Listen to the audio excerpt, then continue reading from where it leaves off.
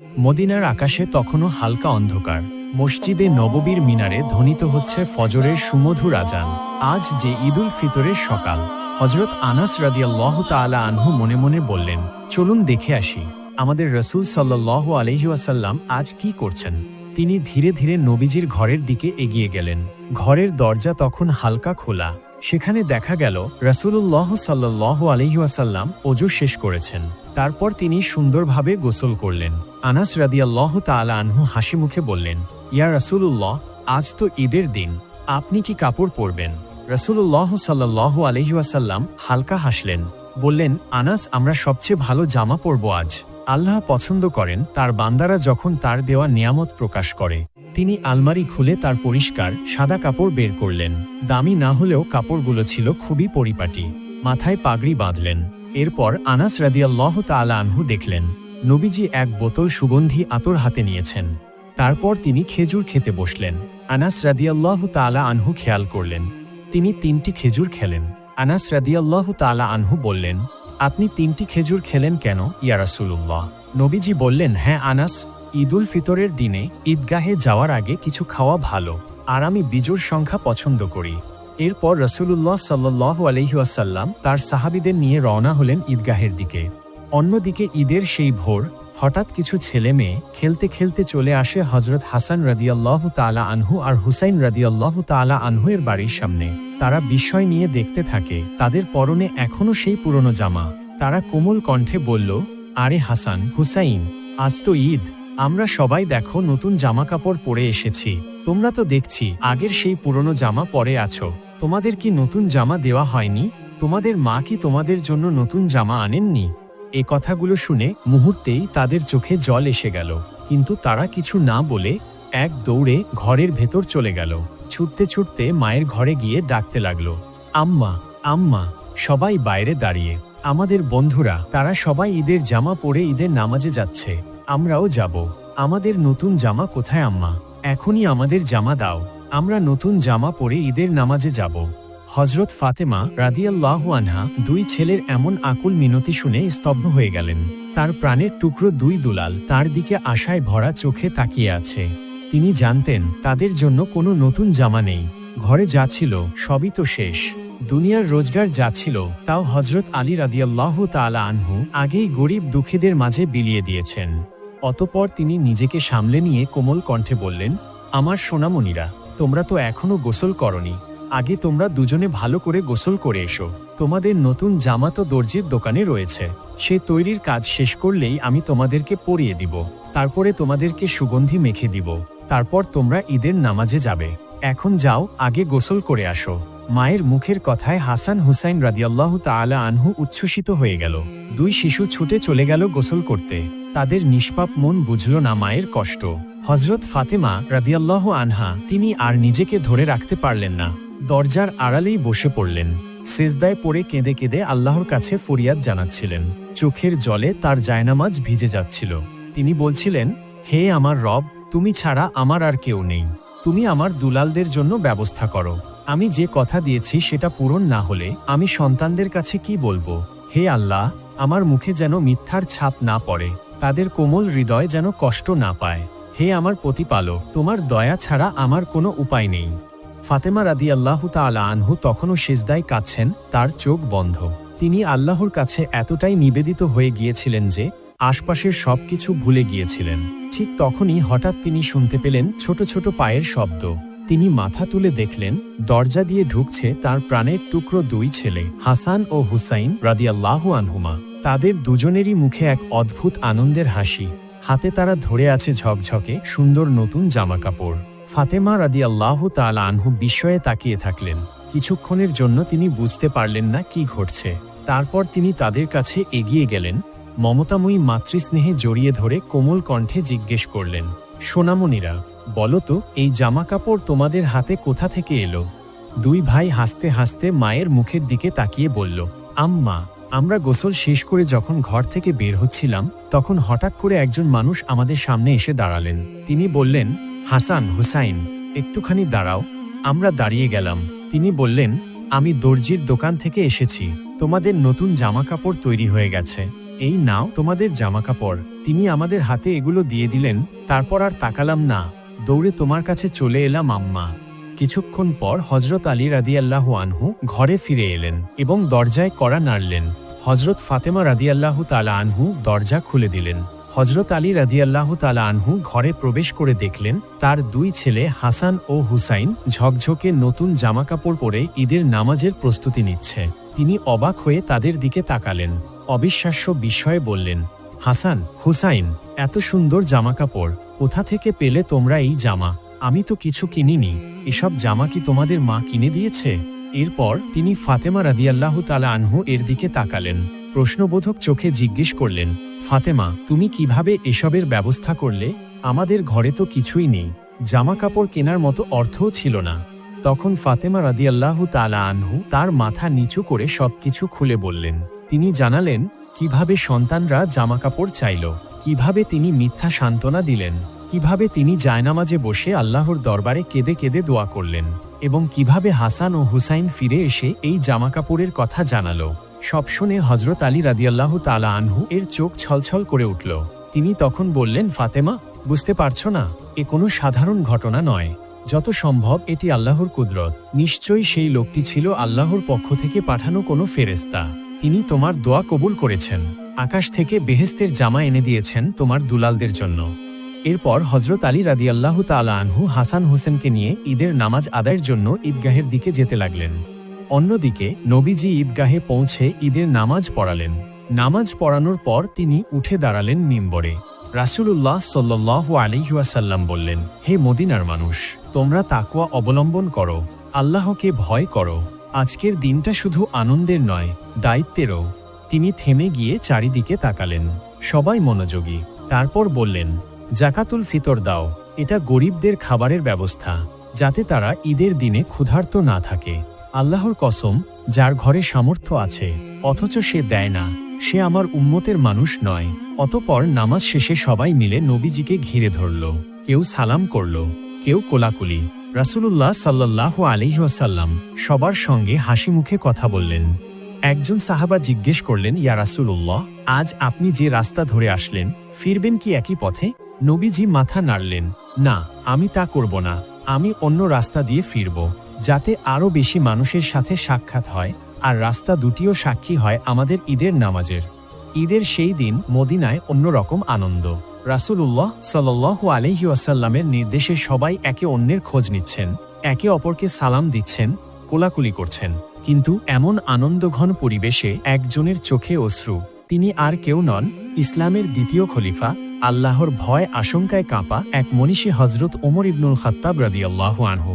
তিনি এক কোণে বসে আছেন, তার মুখটা শান্ত, কিন্তু চোখে টলটল অশ্রু, এমনকি সেই অশ্রু গড়িয়ে দাড়িতে পড়ে যাচ্ছে। কেউ কেউ দেখলেন তিনি নিজের হাত দুটো তুলে দোয়া করছেন, তার ঠোঁট কাঁপছে, যেন কিছু বলছেন কিন্তু ধরা যাচ্ছে না।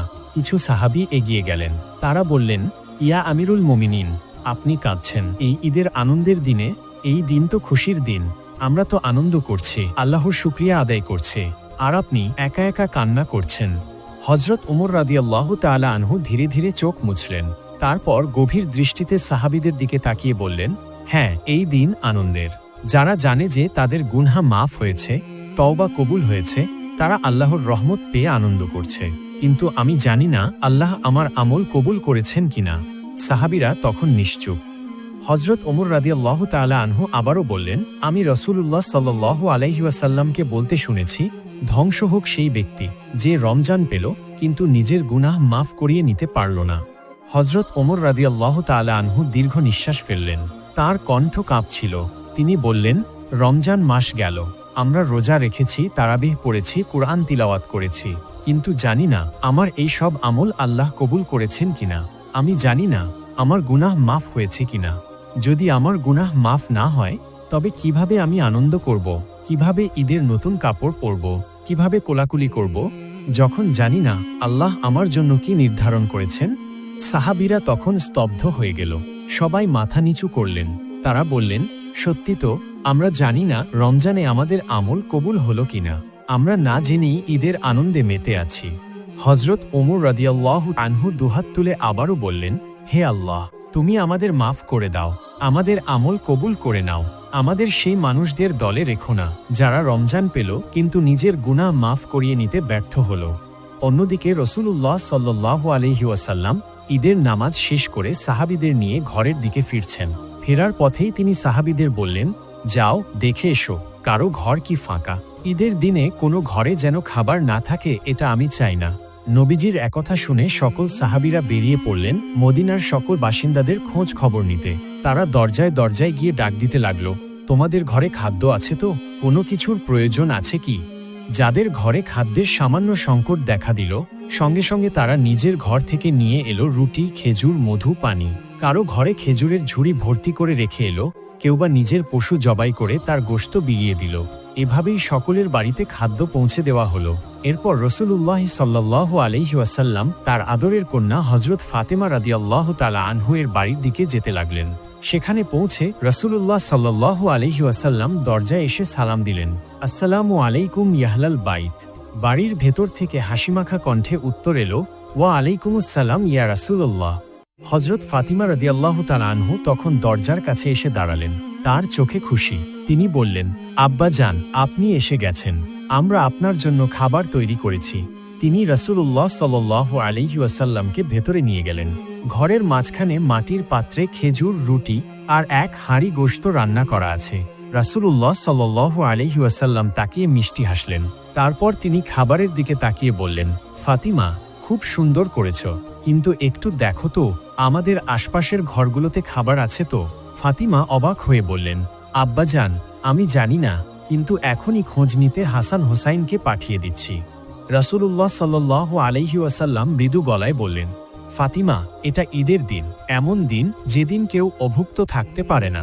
হযরত ফাতিমা রাদিয়াল্লাহু তাআলা আনহু খোঁজ নিতে হাসান হোসাইনকে পাঠিয়ে দিলেন। হাসান হোসাইনও সঙ্গে সঙ্গে দৌড় দিলেন। তারা আশপাশের ঘরগুলোতে গেলেন। কিছুক্ষণ পরে তারা ফিরে এসে বললেন, নানা যান, 2-3টি ঘর খালি আছে, কিছুই নেই তাদের জন্য। রাসূলুল্লাহ সাল্লাল্লাহু আলাইহি ওয়াসাল্লাম বললেন, তবে দেরি করো না, এই খাবারটা আগে তাদের পাঠিয়ে দাও, এরপর আমরা খাবো। একথা শুনে হযরত হাসান ও হুসাইন রাদিয়াল্লাহু তাআলা আনহু তাদের বাড়িতে খাদ্য পৌঁছে দিয়ে আসলেন। তারপর একসাথে বসে আনন্দের সাথে সকলে খাদ্য উপভোগ করলেন। অতঃপর ঈদের নামাজ, খুতবা আর মদিনাবাসীর সঙ্গে আনন্দ ভাগ করে নিয়ে রাসূলুল্লাহ সাল্লাল্লাহু আলাইহি ওয়াসাল্লাম তার ঘরে ফিরলেন। ঘরের দরজায় হযরত আয়েশা রাদিয়াল্লাহু আনহাকে দেখতে পেলেন। তিনি তখন ঘরের মধ্যে কিছু কাজ করছিলেন। রাসূলুল্লাহ সাল্লাল্লাহু আলাইহি ওয়াসাল্লাম তখন ঘরে প্রবেশ করতেই আয়েশা রাদিয়াল্লাহু তাআলা আনহুর মুখ উজ্জ্বল হয়ে উঠল। নবীজি মুচকি হাসলেন। রাসূলুল্লাহ আলাইহিস সালাম বললেন, আয়েশা, তুমি কি জানো আজকের দিনটা কেমন দিন? হযরত আয়েশা রাদিয়াল্লাহু তাআলা আনহু বললেন, ইয়া রাসূলুল্লাহ, আজ তো ঈদের দিন, খুশির দিন।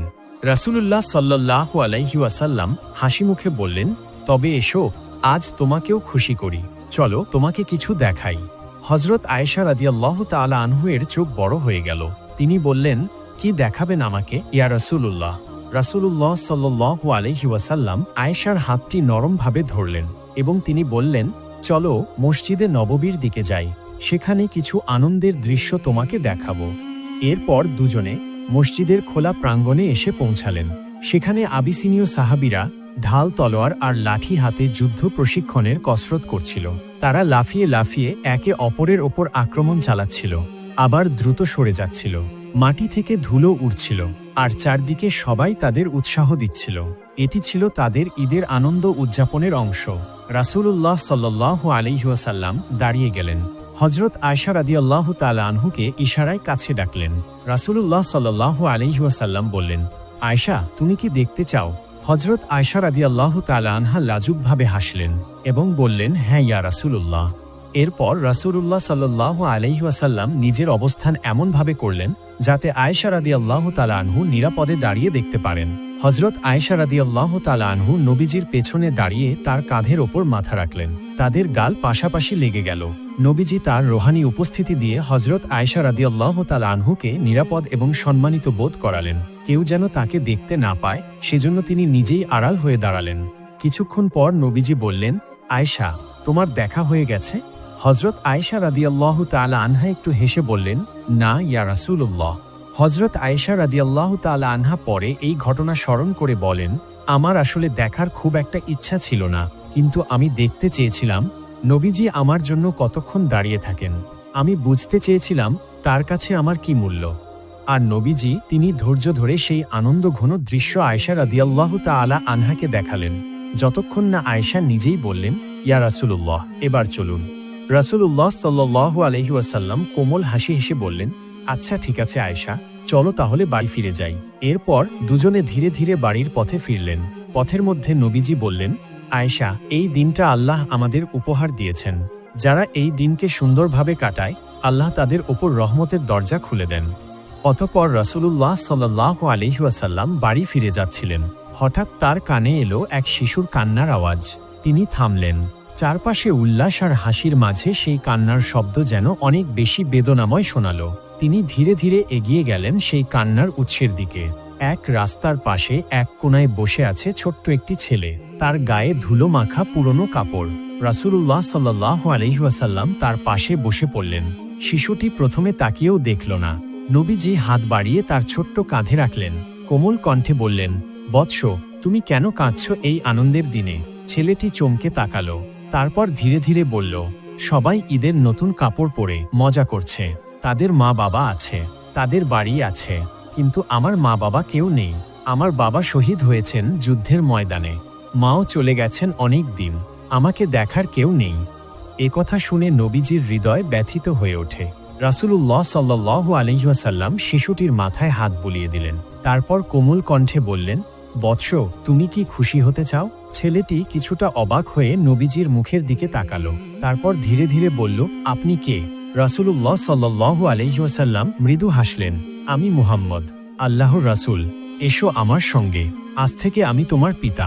হযরত আয়েশা তোমার মাতা, ফাতিমা তোমার বোন, আর হাসান ও হুসাইন হবে তোমার খেলার সাথী। শিশুটির মুখ তখন আনন্দে ঝলমল করে উঠল। চোখের পানি শুকিয়ে গেল। সে উঠে দাঁড়ালো এবং নবীজির হাত ধরল। রাসূলুল্লাহ সাল্লাল্লাহু আলাইহি ওয়াসাল্লাম তাকে কোলে তুলে নিলেন। নবীজি নিজ হাতে তাকে বাড়ি নিয়ে গেলেন। হযরত আয়েশা রাদিয়াল্লাহু তাআলা আনহা তখন ঈদের খাবার প্রস্তুত করছিলেন। নবীজি বললেন, আয়েশা, দেখো, আমাদের নতুন সন্তান এসেছে, তাকে আজকে ঈদের খাবার দাও, তাকে সাজাও। হযরত আয়েশা রাদিয়াল্লাহু তাআলা আনহা হাসি মুখে ছেলেটিকে নিয়ে গেলেন। তার গায়ে নতুন জামা পরালেন, মাথায় সুন্দর করে পাগড়ি বেঁধে দিলেন, তাকে গোসল করিয়ে পরিপাটি করলেন। তারপর তাকে হাসান ও হুসাইনের সঙ্গে খেলতে পাঠালেন। তারা তাকে নিয়ে খেলতে লাগলো, দৌড়াতে লাগলো। রাসূলুল্লাহ সাল্লাল্লাহু আলাইহি ওয়াসাল্লাম তাকে কাছে টেনে বললেন, দেখো, আজ তুমি একা নও, তুমি আমাদের পরিবারের একজন। আল্লাহ তোমাকে ভালোবাসেন। সেই দিন মদিনার রাস্তার সেই কান্না থেমেছিল, আর জন্ম নিয়েছিল এক নতুন পরিবার। নবীজি আমাদের শিখিয়ে দিলেন, ঈদ শুধু নিজের জন্য নয়, বরং অন্যের দুঃখ দূর করার দিন। এই ছিল আজকের ভিডিওটি যদি আপনাদের ভালো লেগে থাকে তাহলে অবশ্যই লাইক এবং কমেন্ট করবেন, এবং এমন আরও ভিডিও পেতে আমাদের চ্যানেলটিকে সাবস্ক্রাইব করবেন। আল্লাহ তাআলা যেন আমাদের সবার রোজা কবুল করেন, আর আমরা সকলেই ঈদের দিনটি যেন সুন্দরভাবে উদযাপন করতে পারি। আসসালামু আলাইকুম।